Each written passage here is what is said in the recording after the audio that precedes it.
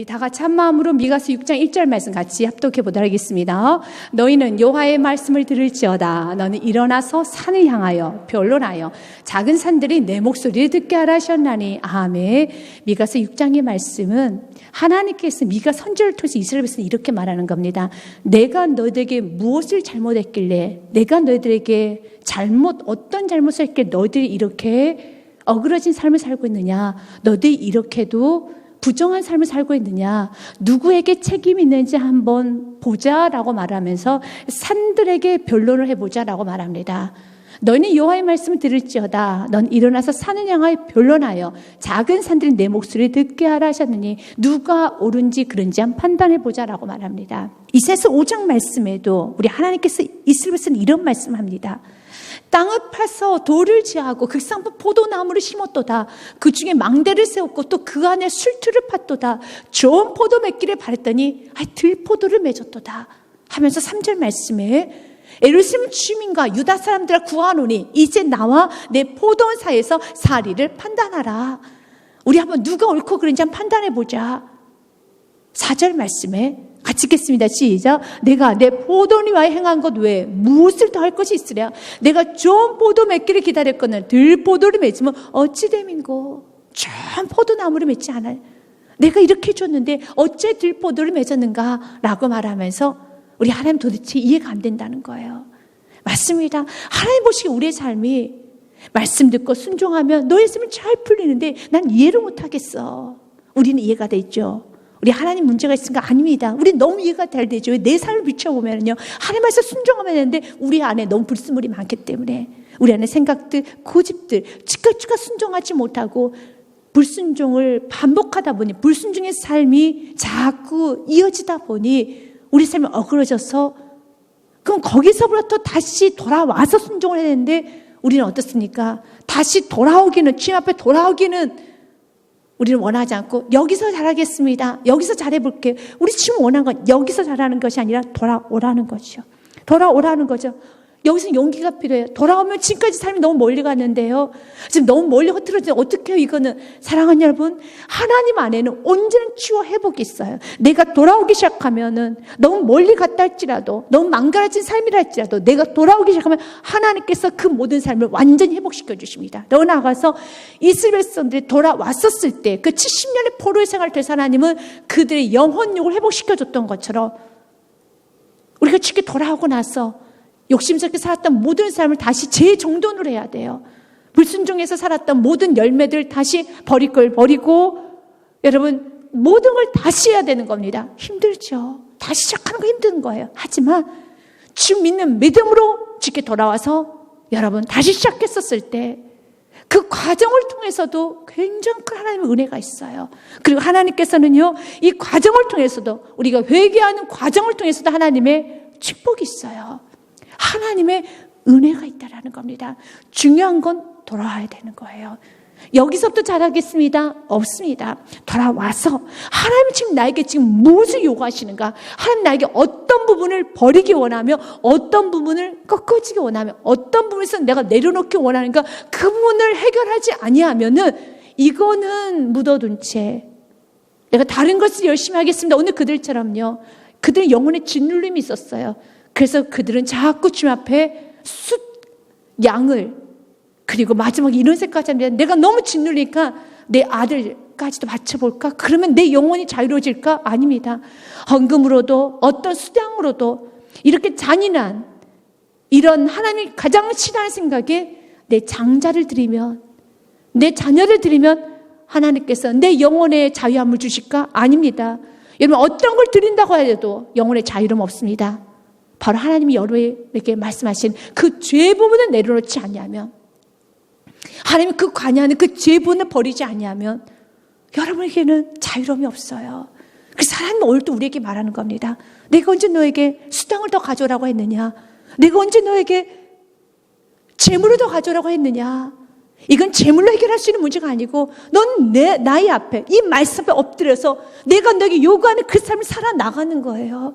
주께서 나에게 요구하는 삶, 내가 주께 주신 은혜대로 내가 순종해야 될 부분이 있죠. 그 순종한 것을 묵직하게 순종하고 나가는 겁니다. 묵묵히 순종하고 나가는 겁니다. 내 감정과 상관없이, 환경과 상관없이 내게 주신 은혜대로 한 발 한 발 나아갈 때 놀라운 역사가 이루어져요. 하나님이 여러분에게 어떤 삶을 살기 원합니까? 예배의 삶을 살기 원합니까? 묵묵히 나아가십시오. 전도자의 삶을 살기 원합니까? 묵묵히 나아가십시오. 미래를 되는 삶을 살기 원합니까? 정말 묵묵히 나아가 보십시오. 이게 주님께서 우리에게 원하시는 삶이라는 겁니다. 오늘 하나님께서 이렇게 말합니다. 너는 여호와의 말씀을 들을지어다. 너는 일어나서 산을 향하여 변론하여 작은 산들이 내 목소리를 듣게 하라 하셨나니. 그래서 2절 말씀에도요. 너희 산들과 땅의 견고한 지대들아 너희 여호와의 변론을 들으라.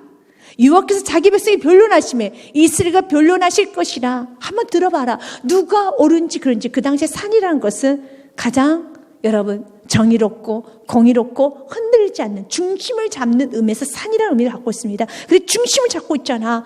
누가 옳은지 그런지. 당연히 우리 하나님이 옳으시죠. 이스라엘 백성은 그러죠.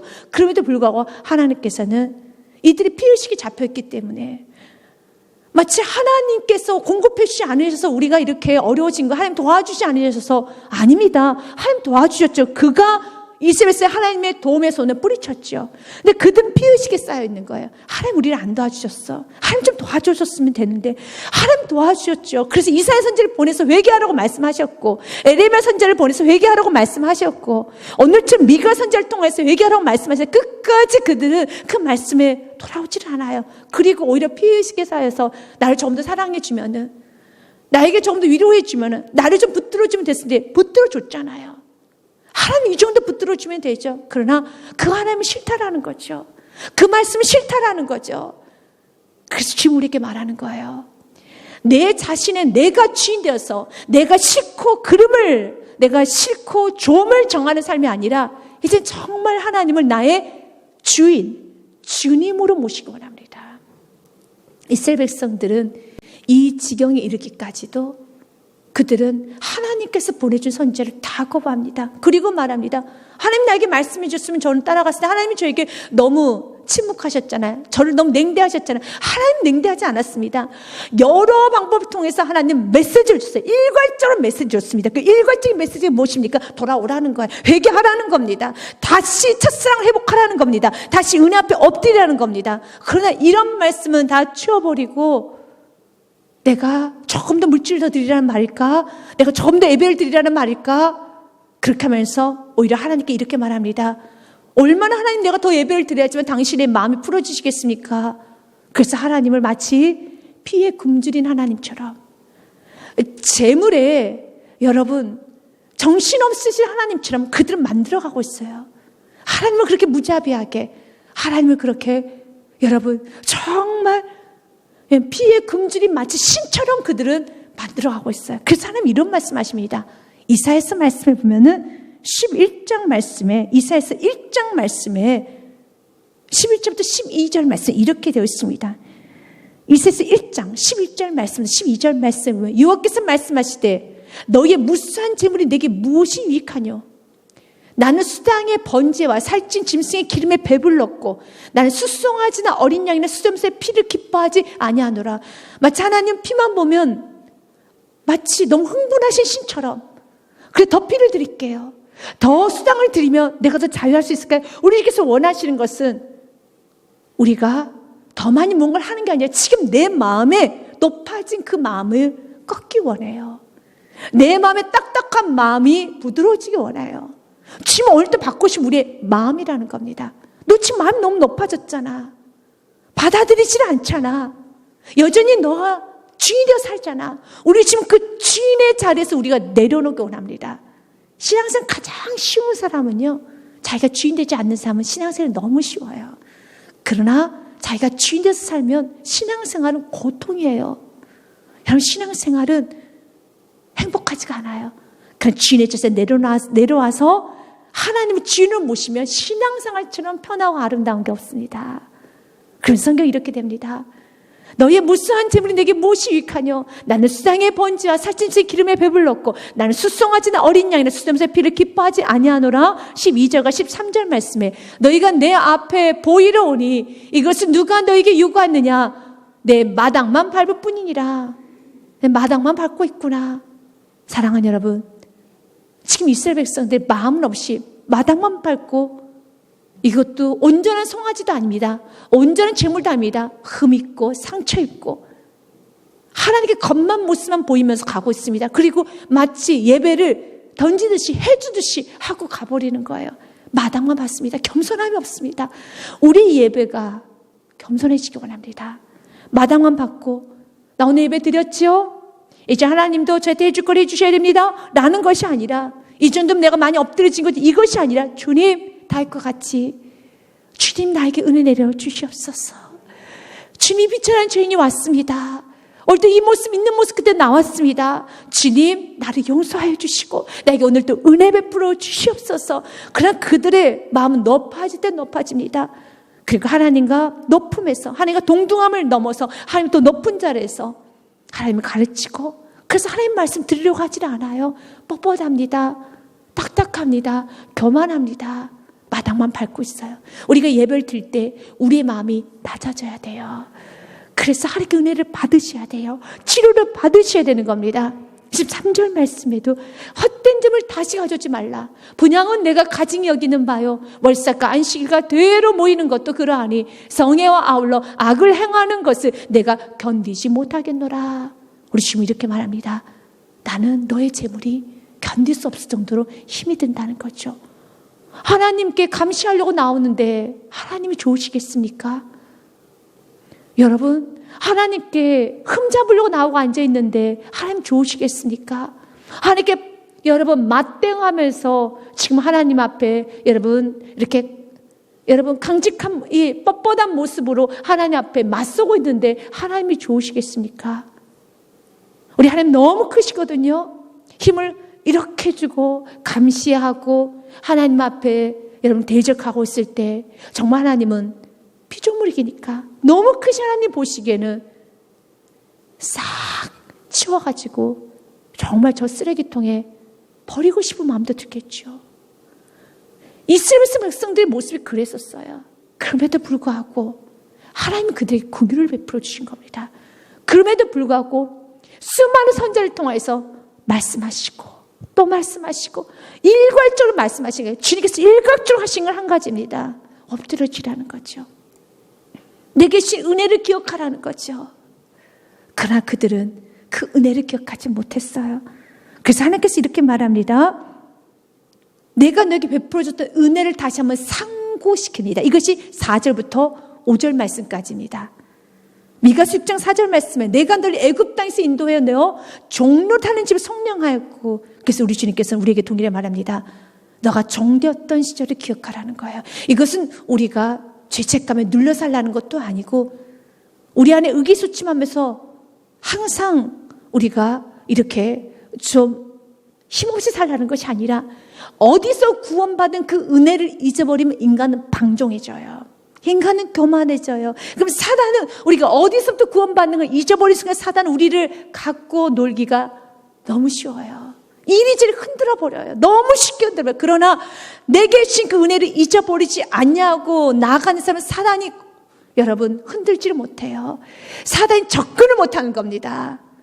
내게 주신 은혜가 너무 큰데 여러분 사단이 교만을 붙이려고 해도 내가 어디서 구원받았는지를 안다라며 4절 말씀만 이스라엘에서는 기억하고 산다라며 사단이 그를 이스라엘에서는 교만을 붙이겨도 욕심 붙이겨도 그것이 안 들어와요. 그런데 자신이 종에서 구원받은 걸 잊어버려요. 그러면 사단의 밥이 돼요. 사단에게 끌려다녀요. 그래서 오늘 우리 하나님은 이스라엘 백성들에게 이렇게 말하는 겁니다. 다시 그들에게 은혜, 내가 너에게 베풀었던 하나하나 하나님이 하셨던 일을 기억하게 하면서 이거 잊어버리지 말라는 겁니다. 그들이 이걸 잊어버렸기 때문에 그들이 교만해진 거예요. 내가 널 애굽에서 인도해 내어 종로 다니는 집에 성령하였고 너 종이었었잖아. 그런데 거기서 출애굽하지 않았느냐. 출애굽기 말씀 2장 말씀에 보면 성경의 23절 말씀에 이스라엘 백성들의 모습이 좀 기록되어 있습니다.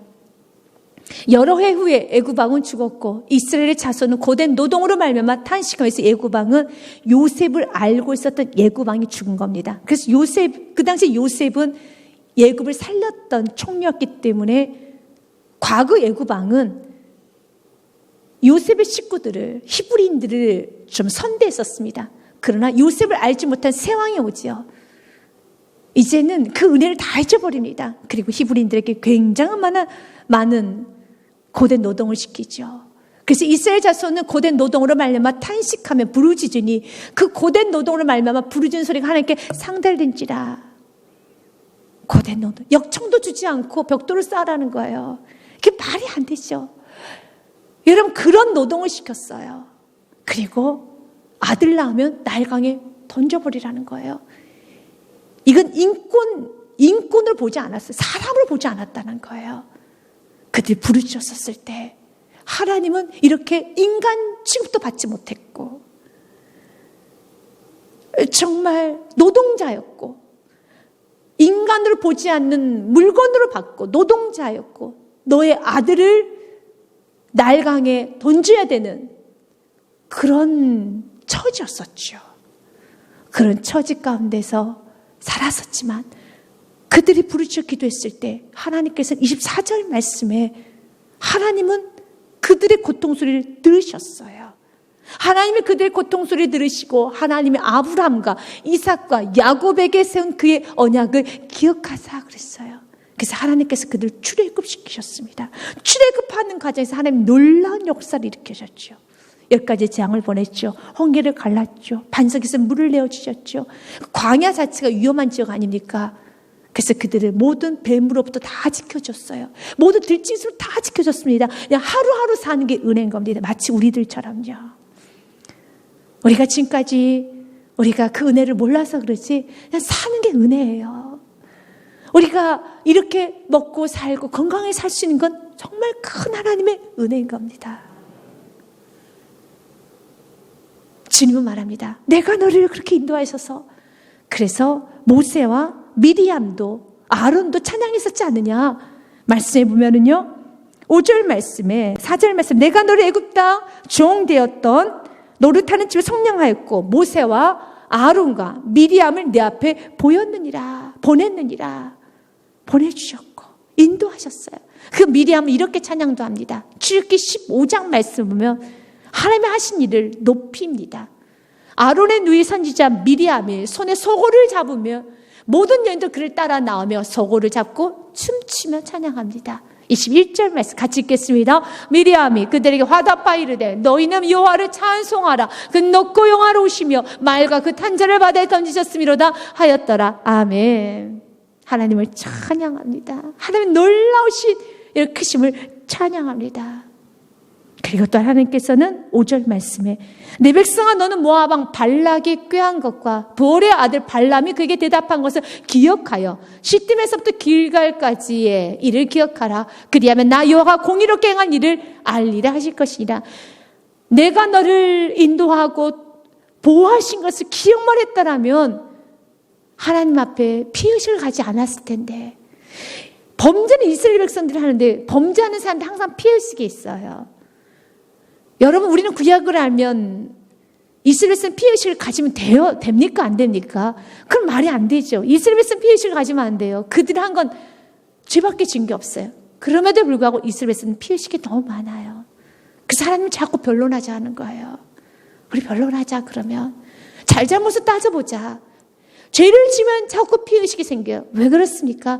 자기가 어디서부터 구원받고 하나님 베풀으시고 은혜는 다 잊어버리고 오늘 하나님께서 나를 바벨론에 끌려가게 방치하셨다는 것에만 집중하는 거예요. 왜 여기까지 오게 되었는지, 그들 왜 바벨론 볼에 끌려갈 수밖에 없게 되었는지 그 과정에서 하나님의 섭리, 하나님의 그 세미한 여러분 하나님의 인도하심과 보호하심, 하나님 지켜주심 돌아오라고 수많은 선지자를 통해서 하나님의 오래 참고 기다리시면 다 무시하고 오늘 내가 바빌론 폴에 끌려갔다. 어떻게 하나님 나에게 이러실 수 있어? 그것만 집중해요. 그 과정을 기억을 못해요. 모압 왕의 발람이라는 선지자에게 이스라엘 백성들을 무조건 저주하라고 어마어마한 돈을 줍니다. 그런데 하나님께서는 발람 선지자의 입을 막으셨어요. 이것이 민수기서 말씀이 있습니다. 민수기서 말씀 22장 12절 말씀을 하나님 발람에게 이르시되 너는 그들과 함께 가지도 말고 그 백성 저주하지도 말라. 그들은 복을 받은 자들이니라. 아멘. 이스라엘 백성들 하나님 보시기엔 복받은 자들이에요. 그래서 그들 저주해서도 안 되고 아무것도 해서도 안 된다라고 말합니다. 하나님 지켜주셨죠. 결국은 발락 왕에게 그들은 많은 고통을 당합니다. 하나님의 진노를 받습니다. 그거 왜 그랬을까요? 그들은 또 피해지게 생겨요. 어떻게 하나님 이렇게 우리를 치실 수 있어요? 이렇게 하나님 지켜주시고 보호해줬어요. 그러나 마지막에 누가 선택했냐면 이스라엘 백성들이 모압의 여인과 행음을 합니다. 그가 스스로 죄된 길을 가요. 이렇게 하나님 지키시고 하나님이 발람 왕의 그 교만의 마음을 누르셨고 발람 선지의 입도 막으셨고 3번이나 기이한 일을 통해서 하나님은 발람의 입술을 막으셨어요. 다 지켜줬어요. 그런데 만약 이스라엘 백성들이 그들이 지금 여러분 어마어마한 숫자가 죽어나가고 전염병으로 어마어마한 숫자가 죽어나갑니다. 그들 억울하다 합니다. 우리를 이렇게 하나님은 전염병으로 죽게 하실 수 있냐 억울하다 합니다. 그런데 억울할 게 아니지. 25장 말씀 1절과 2절 말씀 이스라엘이 시드림에 머물러 있더니 그 백성이 모압 여자들 음행하기를 시작하니라. 그 음행 누가 했습니까? 이스라엘에서 선택한 거예요. 하나님은 막았음에도 불구하고 이방 여인과 음행하면 안 되는 건 다 아는 사실이에요. 그러니까 그들을 했어요. 2절 말씀에도요. 그 여자들이 자기 신에게 제사할 때 이스라엘 백성을 청하며 백성이 먹고 그들의 신에게 절함으로 그렇게 행음했어요. 여사제들과 행음하고 모압 여인들과 취하고 쾌락을 저지르고 우상 숭배했어요. 죄는 이스라엘 백성들이 지은 거예요. 죄를 짓지 못하도록 수많은 방법을 통해서 가지 마라, 하지 마라. 다시 왜 옛날 생활로 돌아가려고 하느냐? 왜 다시 과거로 돌아가려고 하느냐? 우리 은혜 받지 않았느냐? 우리가 어디서 구원 받았는데? 우리가 어디서 건진 받았는데? 라고 하나님께서는 많은 선지를 보내듯이 지금 우리도 마찬가지예요. 하나님께서는 권면을 해주십니다. 첫째는 예배 시간을 통해서 권면을 해주시고 사랑하는 사람들 통해서도 권면을 해요. 또 환경을 통해서도 메시지도 줘요. 때로는 꿈을 통해서도 메시지를 줘요. 그래서 기도하라요. 순간서 엎드린 것 같습니다. 그러나 내가 근본적 주님 앞에 그 교만이 꺾어지지 아니하면 자기가 주인되는 그 자리를 내려놓지 아니하면 꿈을 통해서 한번 좀 눌러진 것 뿐이에요. 어떤 사람은 권면을 통해서 울면서 그래 내가 너무 교만했지 좀 눌러진 것뿐이에요. 눌러진다고 해결된 게 아닌 거예요. 이스라엘은 순간서 눌러진 것뿐이에요. 그러나 마지막은 스스로예요. 마지막 스스로 주인의 자리에서 내려오셔야 돼요. 그래서 환경을 통해서 어떤 사람은 권면을 통해서 또 은혜도 받고 때로는 말씀을 통해서 은혜를 받아서 그 시간에 엎드려진 것 같아요. 그럼 다시 다시 원위치로 돌아가죠. 왜요? 자기 스스로가 그 자리에서 내려와야 되거든요. 그래서 여호수아가 마지막 고별 설교를 합니다. 그때 이스라엘 백성들의 마지막 고별 설교 때는 하나님께서 우리에게 베푸신 은혜를 그 은혜만을 선포합니다. 하나님 하신 일 기억해라. 우리가 한 거 아무것도 없다. 하나님 이렇게 하셨고 하나님 우리가 종되었던 우리를 구원하셨고 하나님 하셨고 자꾸 하나님은 우리가 어디서 건진받았는지 우리 과거를 자꾸 말씀하세요. 이것은 우리를 위축시키는 것이 아니라 그걸 기억하고 살아야지만 교만에 넘어지지 않거든요. 그래서 마지막 여호수아도 고별 설교 때 이렇게 말하는 거예요. 또한 모압 왕 십볼의 아들 발락이 일어나 이스라엘과 싸우더니 사람을 보내어 부올의 아들 발람을 불러다가 너를 저주하게 하려 하였으나 그러나 내가 발람을 위해 듣기를 원하지 아니하였으므로 그가 오히려 너희를 축복하였고 나는 너희를 그의 손에서 건져내었으며 또 너희가 요단을 건너 여리고에 이른즉 여리고 주민들 곧 아모리 족속, 브리스 족속, 가나안, 헷, 기르가스 족속, 히위 족속, 여부스 족속이 너희와 싸우기로 내가 그들을 너희 손에 넘겨 주었으며 우리 하나님께서 다 넘겨줘서 여기까지 오게 하셨다는 거죠. 그걸 잊어버리면 안 된다는 거죠. 그들 수많은 땅을 차지했죠. 그건 하나님이 하신 작품이고 하나님께서 하셨죠. 12절, 13절, 14절 말씀 제가 읽겠습니다. 내가 왕벌을 너희 앞에 보내 그 아모리 족속의 두 왕을 너희 앞에서 쫓아내게 하였나니 너희의 칼이나 너희의 활로서 이같이 한 것이 아니며 너희가 한 건 아니잖아. 하나님은 사실대로 알기 원합니다. 우리가 어디서 구원받았고 하나님 하신 일이 무엇이면 내가 어떻게 변화된 그 사실들을 언제나 기억하기 원합니다.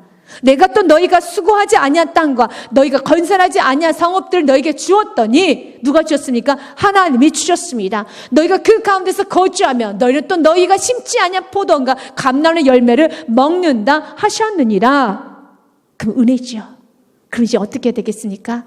14절 말씀에 그러므로 같이 읽겠습니다. 그러므로 이제는 여호와를 경외하며 온전함과 진실함으로 그를 섬기라. 너희 조상들이 강저쪽과 애굽에 섬기던 신들을 치워버리고 여호와만 섬기라. 이것이 답이에요. 은혜를 받았다면, 여러분 은혜를 기억하고 있는 사람은 여호와만 섬겨요. 이스라엘 백성들이 지금 하나님 앞에 피의식을 갖고 하나님 어떻게 우리를 바빌론 폴에 끌려가도 하나님 이렇게 우리를 방치할 수 있습니까? 내버려둘 수 있습니까? 라고 하나님 앞에 항변할 것이 아니라 내 안에 우상의 결과가 이 은혜를 알았다면 여호와만 섬겼어야 되는 건데 난 여호와만 섬기지 않았지. 그리고 어려움에 여호와께 도와달라고 하는 이걸 무슨 논리지? 여호와만 섬기지 않고 어려움에 여호와께 도와달라고 하는 것은 무슨 의미지? 스스로에게 자문하면서 나는 정말 죄인이구나. 나는 그걸 깨달아야 돼요. 이스라엘 백성들은 그럼에도 불구하고 자기 생각으로 가득 차서 억울하다고만 말합니다. 그래서 하나님 말하는 거예요. 하나하나 하나님 하신 일을 기억하게 하면서 그들이 억울할 수 없도록, 억울한 생각을 하지 못하도록 하나하나 그 생각을 끊어내기 시작합니다. 그러나 여러분도 아시잖아요. 한번 억울하다는 생각과 피의식에 여러분 이렇게 한번 사로잡히기 시작하면 아무리 말을 해도 그래도 나는 상처가 많아, 나는 그래도 억울해 라고 말하는 게 우리 인간의 심리 아닙니까? 마지막은 스스로가 그 강함을 내려놔야 돼요. 마지막은 내가 하나님 정말 이제 정직한 예배자가 되어서 맞습니다, 아멘 하는 순간에 내 안에는 어둠이 나가는 거예요. 하나님은 마지막까지 이스라엘 백성들 포기하지 않으셨어요. 이 은혜만, 하나님께 베푸신 은혜와 자기에게 죄만 깨달으면 그들은 바벨론 포로 생활하면서 회개하는 과정을 통해서 하나님 그 다음을 준비시키고 있으셨어요. 그런데 그 다음에 은혜도 그들은 받지 못해요. 우리가 때로는 교만해서 넘어지셨습니까? 하나님은 여러분 놓지 않습니다. 여러분에게 또 말씀하실 겁니다. 그럼 이걸 기회로 하시고 주님 앞에 두 손 들고 맞습니다 하면서 가장 먼저 회개될 것, 내가 주인 되었던 삶을 회개하셔야 돼. 모든 죄의 뿌리는 내가 주인 되어 사는 거거든요. 모든 죄, 여러 가지 교만, 거만, 욕심, 대적, 거침, 여러분 또 음란, 쾌락, 많은 결과물이 있지만 그 뿌리에 가면은 내가 주인 되어 산 거예요. 내가 주인 되어 산 겁니다. 오늘 이분이 내려놓기 원합니다. 그러면서 하나님께서는 그럼 우리에게 원하는 게 무엇인가? 하나님 우리에게 원하는 것은 주님과 동행하고 사는 것입니다. 내가 무엇을 가지고 여호와 앞에 나아가며 높으신 하나님께 경배할까? 내가 번제물로 1년대 송아지를 가지고 그 앞에 나아갈까? 이스라엘 백성들 하나님께 하는 말입니다. 그 이스라엘 백성은 왜 하나님께 이런 말을 할까요? 내가 무엇을 가지고 내가 어떻게 해야지만 하나님 앞에 가지고 나갈 수 있을까? 이것은 긍정적인 의미에서는 그만큼 뭔가 이 문제를 해결하고 싶은 영적인 사람이란 뜻이겠죠. 이 문제를 해결하고 싶은 거예요. 그래서 내 안에 교만이 있고 내가 주인 되는 삶을 살아도 예배자를 찾아다녀요. 이것저것 찾아다닙니다. 오히려 더 열심히 찾아다녀요. 마치 오늘 6장 6절 7절 말씀처럼요. 더 열심히 찾아다녀요. 눌리니까요. 죄책감이 있으니까. 자유하고 싶기 때문에 긍정적인 의미에서는 그들은 하나님이 살아계시면 안다라는 거죠. 하나님이 살아계심을 알지만 하나님 왕으로는 모시지 않아요. 그럼 하나님 살아계심을 알아요. 그럼 지금 자기가 죄 가운데 있는 것도 알아요. 뭔가 문제가 있다는 것도 알아요. 근데 그 문제를 무엇으로 해결하고 싶어요. 그래서 그는 찾아다녀요. 어떻게 하면 요 앞에 나갈 수 있을까? 어떻게 하나님께 경배할 수 있을까? 또 1년대 송아지를 가지고 그 앞에 나갈까? 어느 생각까지 하게 되느냐면요, 여호와께서 천천히 수장을 기뻐하실까? 만만의 강물 같은 기름을 기뻐하실까? 내 허물을 위하여. 결국 누구입니까? 자기 허물이 있다는 걸 안 거예요. 압니다. 모르지 않아요. 알아요. 그래서 그들은 찾아다녔어요.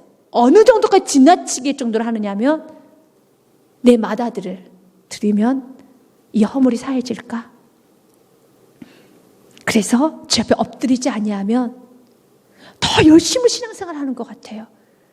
그 열심히 신앙생활을 하는 것이 저 사람 참 어떻게 하면 열심히 한 것 같은데 좀 이상하다 할 정도로요. 마다들을 드린다는 하나님 마다들을 여러분 받으시겠습니까? 이것은 그 당시에 주만 병방국가에서는 인신제사를 드렸어요. 신의 노염을 풀어주기 위해서 자기 아들을 태워 바쳤어요. 인신제사라는 거예요. 하나님은 굉장히 금하셨어요. 근데 뭘 봅니까? 마치 하나님의 기분 풀어줘야겠다는 거예요. 하나님의 기분은 풀어주지 않을 문제가 아니라 지금 내가 죽고 사느냐예요, 지금. 하나님은 우리가 예배하지 않으셔도 하나님 예배받기에 충분하신 분이십니다. 내가 예배하지 않으면 내가 죽는 겁니다. 지금 이스라엘 백성들은 자기 위치를 너무너무 몰라요. 그래서 말하기를 내 허물을 위하여 내 맏아들 드려볼까? 철저히 이기적이죠. 그는 자녀도 없어요. 자기 영혼을 위해서 이 눌림을 해결하기 위해서는 왜 이유 없는 맏아들 드립니까? 자기가 드려지면 되지 않습니까? 본인이 잘못했으면 그럼 나를 드릴까? 거기까지는 못해요. 그건 안 내려놔요. 맏아들까지는 드린다는 거예요. 얼마나 이기적입니까? 얼마나 욕심스럽습니까? 얼마나 지나치고 참 나쁘지 않습니까? 교만하면 이렇게 이기적이어져 가요. 그러나 이기적인 모습이 내가 너무 이기적이구나. 난 자녀도 없고 난 참 교만하다고 알면 되는데 그의 모습을 알 수가 없는 것이 오늘도 그가 어떻게 합니까? 그냥 6절부터 7절 말씀까지 읽으면 굉장히 예배 열심히 있는 자처럼 보여요. 내가 천천의 수장을 만만의 강물을 더 많이 예배 더 많이 하나님 기쁨 되고자 하는 모습처럼 그냥 보여요. 그래서 속아요. 첫째는 자기 자신도 속고 주위에 많은 사람도 다 속아요. 내 영혼의 죄로 말면 내 몸의 열매를 드릴까? 그러면 내 몸을 자해시할까? 자해할까? 하나님은 우리 자해한다고 피를 보시는 분이 아니에요. 하나님께 원한 것 딱 한 가지였습니다. 주인 되는 자리에 내려오라는 겁니다. 그래서 그 다음에 이렇게 말합니다. 예배 드려라. 예배였어, 예배. 사람아, 주께 선한 것이 무엇임을 내게 보이셨나니 선이 무엇인지 보여줄게 하면서 구체적으로 말합니다. 여호와께서 내게 구하시는 것은 오직 정의를 행하며 인자를 사랑하며 겸손하게 내 하나님과 함께 행하는 것이 아니냐. 세 가지입니다. 선은 세 가지로 오늘 성경은 말합니다. 첫째, 정의를 행하는 겁니다. 그러나 정의나 선은 우리 안에 있습니까? 없어요. 그래서 로마서 8장 말씀을 사도 바울이 이런 고백을 합니다. 너가 선이라고 생각하는 거, 너가 좀 옳다라고 주장하는 거 아니야. 우리에겐 선이 없어. 피조물이 로마서 7장 말씀을 보겠습니다. 로마서 7장 말씀에 내 속 곧 내 육신에 선한 것이 거하지 아니한 줄 아노니 원함은 내게서 선을 행하는 것이 없노라. 선은 없습니다.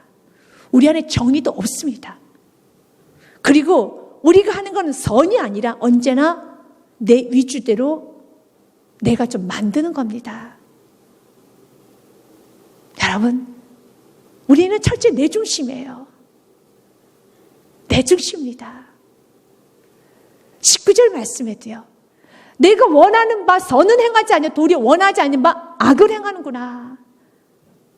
그래서 내가 내 생각이 정의롭다, 선하다, 옳다라고 너무 그렇게 주장하면 안 되는 거예요. 아닙니다. 우리에게 선이 없어요. 정의가 없습니다. 근데 주님 말합니다. 정의를 행하고 여호와를 사랑하라고 돼 있잖아요. 인자를 사랑하고 겸손히 하는데 그럼 정의 없는데 어떻게 행합니까? 그래서 내 자신의 감정을 믿지 마시고 내 자신의 생각을 믿지 마시고 선은 하나님 말씀밖에 없습니다. 정의는 하나님 말씀밖에 없습니다. 그래서 내 속의 선, 내 속의 감정, 내가 받은 은혜 또한도 이것 또한도 내려놓고 이 은혜를 어디로 가져가야 됩니까? 말씀으로 가져가야 돼요.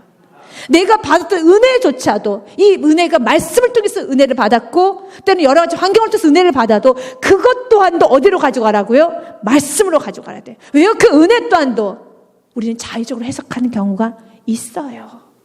있습니다. 그만큼 인간은 내 중심으로 움직이거든요. 그래서 오늘도 우리는 이 말씀으로 주님, 내가 이 말씀의 기준을 가지고 가겠습니다. 하나님께서 원하신 그 기준, 하나님 이 말씀의 기준으로 이 말씀의 기준을 정확히 놓고 그 기준에 내가 미치지 못했다면 회개하고 능력을 구하셔야 돼요. 하나님 살아 역사하십니다. 하나님 우리 신앙이 오직 예수의 신앙이길 원합니다. 예수님 안에는 능치 못함이 없다는 그 믿음이 충만해지기 원합니다. 그러나 보이지 않는 예수님, 그 말씀 하나 붙들고 능치 못할 일이 없습니다 믿기에는 돈의 위력도 너무 커 보이고 사람들의 말도 너무 커 보이고 또 자녀도 불안하고 내 인생도 불안하고 다 불안하잖아요. 그럼 말씀 무엇입니까?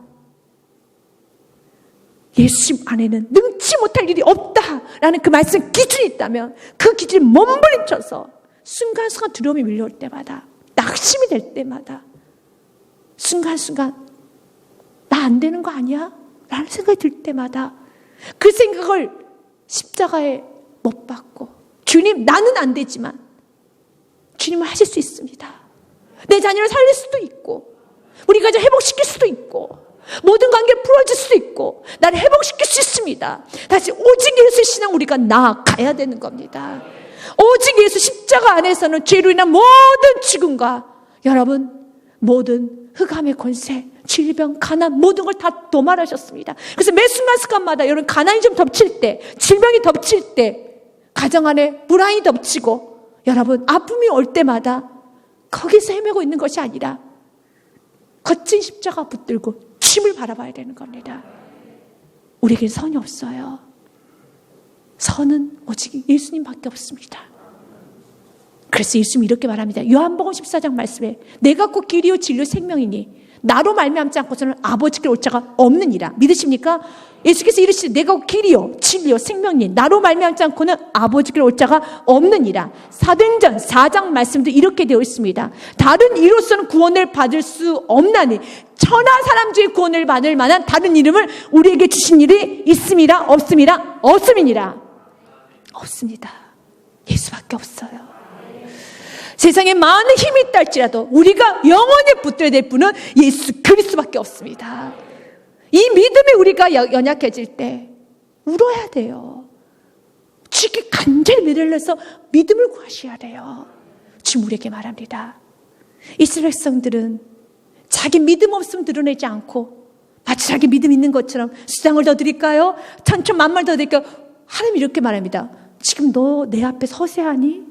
지금 자신의 영혼이 비패되어 가고 있는데 마치 자기가 하나님 앞에 더 뭔가를 해줄 수 있는 사람처럼 우리는 하나님께 뭔가를 더 마치 뭔가를 해줄 수 있는 것처럼 나아가는 게 아니라 하나님 도와주세요. 하나님 은혜를 내려주세요. 나 좀 살려주세요. 지금의 타이밍은 하나님께 은혜를 구해야 될 타이밍입니다. 도움을 구해야 될 타이밍이지 하나님께 허세를 부려야 될 시간이 아니에요. 그래서 하나님 말하는 겁니다. 선을 행해라. 선이 없지. 그래서 날마다 예배하고 엎드려야 되는 겁니다. 선을 행하고 인자를 사랑하며 겸손하게 내 하나님과 함께 행하는 것이 아니냐라고 말합니다. 공동 번역에서 미가서 6장 8절을 굉장히 쉽게 표현했더라고요. 이 주님을 사랑하고 주님과 함께 인자를 사랑하고 주님과 함께 동행하는 것을 아주 쉽게 우리가 알 수 있도록 풀었더라고요. 제가 읽겠습니다. 이 사람아, 여호와께서 무엇을 좋아하시는지 무엇을 원하시는지 들어서 알지 않느냐? 정의를 실천하는 일, 기꺼이 은덕에 보답하는 일, 조심스레 하나님과 함께 살아가는 일, 그 일밖에 무엇이 더 있겠느냐? 그의 이름을 어려워하는 자에게 앞길이 열린다. 이게 무엇입니까? 이스라엘 백성 너무 만홀히 여겼어요. 하나님을 조심스러워하지 않았어요. 이스라엘 백성들이 굉장히 6절과 7절 말씀을 보면 하나님을 참 잘 섬기고 더 나아가서 하나님을 더 잘 섬기기 위해서 천천을 가지고 가야겠습니까? 만만을 가지고 가야 되겠습니까? 아니면 제 아들이라도 바칠까요? 그러면 굉장히 하나님 잘 섬기는 과거의 삶을 살아왔던 것처럼 포장은 되죠. 그리고 앞으로도 이렇게 살 것처럼 사람들에게 보여도 주죠. 6절과 7절 말씀을 비교해 본다면요, 과거도 굉장히 그렇게 살았던 것처럼 아무나 천천만만 수당씩 드리지 않잖아요. 이게 돈이 얼만데요. 그거 못 드려요. 근데 그만큼 자기 하나님 앞에 뭐 천천이고 만만이고, 아니 내 자녀도 드립니다. 나는 하나님 말씀하시면 다 들을 수 있는 사람입니다. 포장은 다 돼 있어요. 그런데 주님은 그게 마음을 봤어요. 너는 나를 너무 함부로 여겨. 그게 주님 말하는 겁니다. 내가 너에게 원하는 것은 기꺼이 은덕에 보답하는 일, 조심스레 하나님과 함께 살아가는 일, 그리고 그의 이름을 어려워하는 자에게 앞길이 열린다. 한번 깊고 넓게 미가서 6장 8절의 말씀을 좀 기억하며 나아가는 성도님 되시길 주님의 이름으로 축복드립니다.